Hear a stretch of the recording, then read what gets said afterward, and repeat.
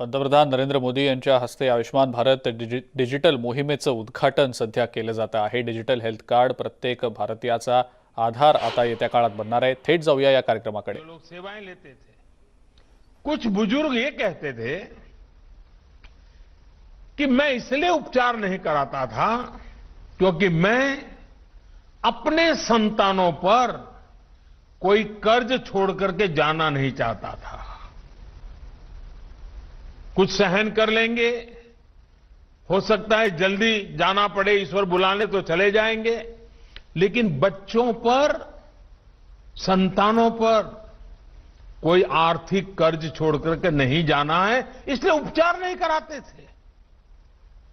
और यहां इस कार्यक्रम में उपस्थित हमसे ज्यादातर ने अपने परिवार में, अपने आसपास ऐसे अनेकों लोगों को देखा होगा। हमसे ज्यादातर लोग इसी तरह की चिंताओं से खुद भी गुजरे हैं।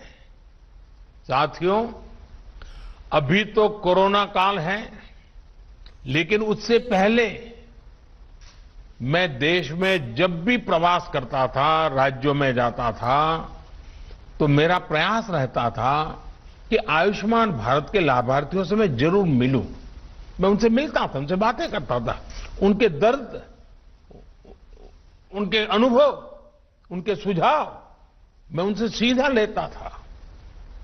ये बात वैसे मीडिया में या और सार्वजनिक रूप से ज्यादा चर्चा में नहीं आई, लेकिन मैंने इसको अपना नित्य क्रम बना दिया था।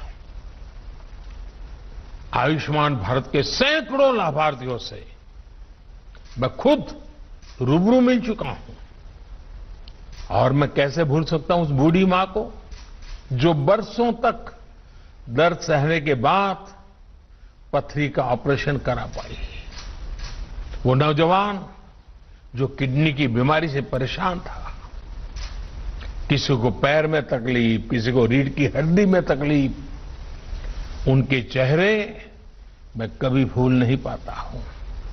आज आयुष्मान भारत ऐसे सभी लोगों के लिए बहुत बड़ा संबल बनी है। थोड़ी देर पहले जो फिल्म यहां दिखाई गई, जो कॉफी टेबल बुक लॉन्च की गई, उसमें खास करके उन माताओं बहनों की चर्चा विस्तार से की गई है। बीते 3 सालों में जो हजारों करोड़ रुपए सरकार ने वहन किए हैं, उससे लाखों परिवार गरीबी के कुचक्र में फंसने से बचे हैं। कोई गरीब रहना नहीं चाहता है। कड़ी मेहनत करके गरीबी से बाहर निकलने के लिए हर कोई कोशिश करता है, अवसर तलाशता है। कभी तो लगता है कि हां बस अब कुछ ही समय में गरीबी से बाहर आ जाएगा, और अचानक परिवार में एक बीमारी आ जाए तो सारी मेहनत मिट्टी में मिल जाती है। फिर वो 5-10 साल पीछे उस गरीबी के चक्कर में फंस जाता है। बीमारी पूरे परिवार को गरीबी के कुचक्र से बाहर नहीं आने देती है। और इसलिए आयुष्मान भारत सहित हेल्थ केयर से जुड़े जो भी समाधान सरकार सामने ला रही है, वो देश के वर्तमान और भविष्य में एक बहुत बड़ा निवेश है। भाइयों और बहनों, आयुष्मान भारत डिजिटल मिशन अस्पतालों में प्रक्रियाओं को सरल बनाने के साथ ही ईज ऑफ लिविंग भी बढ़ाएगा। वर्तमान में अस्पतालों में टेक्नोलॉजी का जो इस्तेमाल होता है, वो फिलहाल सिर्फ एक ही अस्पताल तक या एक ही ग्रुप तक सीमित रहता है। नए अस्पताल या नए शहर में जब मरीज जाता है तो उसको फिर से उसी प्रक्रिया से गुजरना पड़ता है। डिजिटल हेल्थ रिकॉर्ड्स के अभाव में उसको सालों साल से चली आ रही फाइलें लेकर चलना पड़ता है। इमरजेंसी की स्थिति में तो ये भी संभव नहीं होता है। इससे मरीज और डॉक्टर दोनों का बहुत सा समय भी बर्बाद होता है, परेशानी भी ज्यादा होती है और इलाज का खर्च भी बहुत अधिक बढ़ जाता है। हम अक्सर देखते हैं कि बहुत से लोगों के पास अस्पताल जाते समय उनका मेडिकल रिकॉर्ड ही नहीं होता। ऐसे में जो डॉक्टरी जो परामर्श होता है, जांच होती है, वो उसको बिल्कुल जीरो से शुरू करनी पड़ती है, नए सिरे से शुरू करनी पड़ती है। मेडिकल हिस्ट्री का रिकॉर्ड न होने से समय भी ज्यादा लगता है, खर्च भी बढ़ता है और कभी कभी तो उपचार कॉन्ट्राडिक्टरी भी हो जाता है। और हमारे गांव देहात में रहने वाले भाई बहन तो इस वजह से बहुत परेशानी उठाते हैं। इतना ही नहीं, डॉक्टरों की कभी अखबार में एडवर्टाइजमेंट तो होती नहीं है। कानों कान बात पहुंचती कि फलाने डॉक्टर अच्छे हैं, मैं गया था तो अच्छा हुआ। अब इसके कारण डॉक्टरों की जानकारी हर किसी के पास पहुंचेगी भी, हाँ कौन ऐसे बड़े बड़े डॉक्टर हैं, कौन इस विषय के जानकार है, किसके पास पहुंचना चाहिए, नजदीक में कौन है, जल्दी कहां पहुंच सकते हैं, सारी सुविधाएं।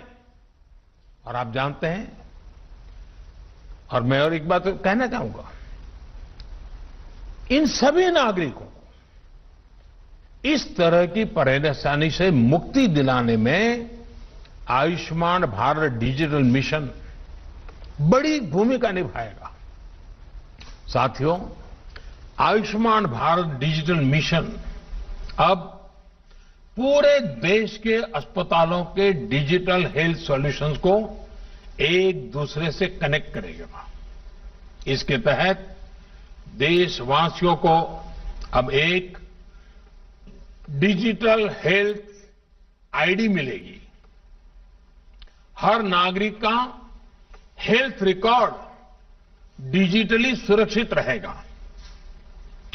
डिजिटल हेल्थ आईडी के माध्यम से मरीज खुद भी और डॉक्टर भी पुराने रिकॉर्ड को जरूरत पड़ने पर चेक कर सकता है।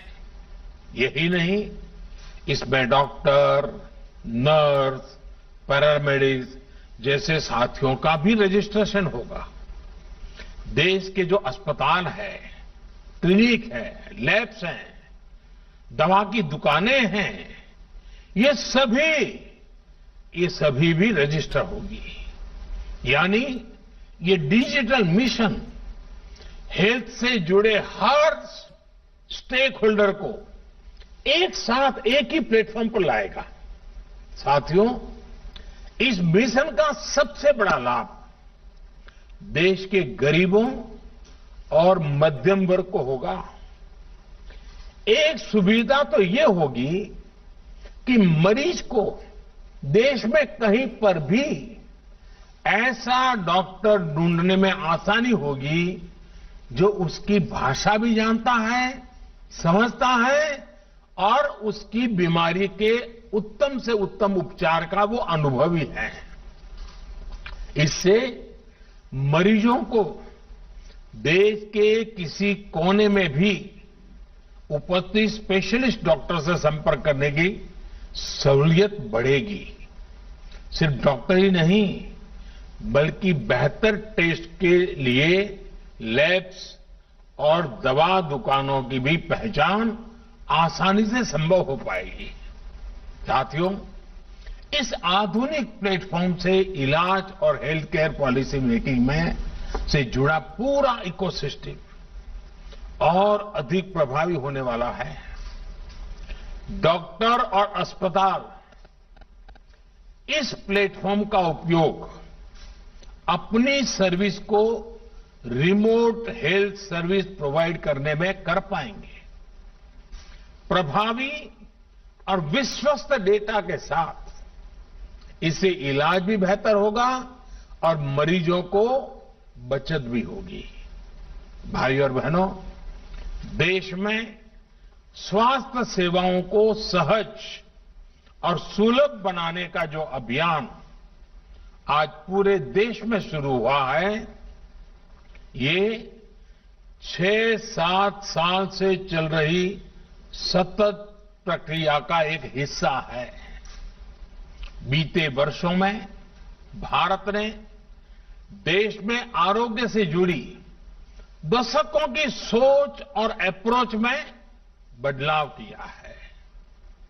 अब भारत में एक ऐसे हेल्थ मॉडल पर काम जारी है जो होलिस्टिक हो, समावेशी हो। एक ऐसा मॉडल जिसमें बीमारियों से बचाव पर बल हो, यानी प्रिवेंटिव हेल्थ केयर, बीमारी की स्थिति में इलाज सुलभ हो, सस्ता हो और सबकी पहुंच में हो। योग और आयुर्वेद जैसी आयुष की हमारी पारंपरिक चिकित्सा पद्धति पर बल हो, ऐसे सभी प्रोग्राम। तर आपण पाहिलं पंतप्रधान नरेंद्र मोदी यांनी आयुष्मान डिजिटल हेल्थ सेवेचं जे उद्घाटन आहे ते देखील केलेलं आहे। एक स्पेशल हेल्थ आयडी देखील आता प्रत्येकाला दिला जाणार असल्याचं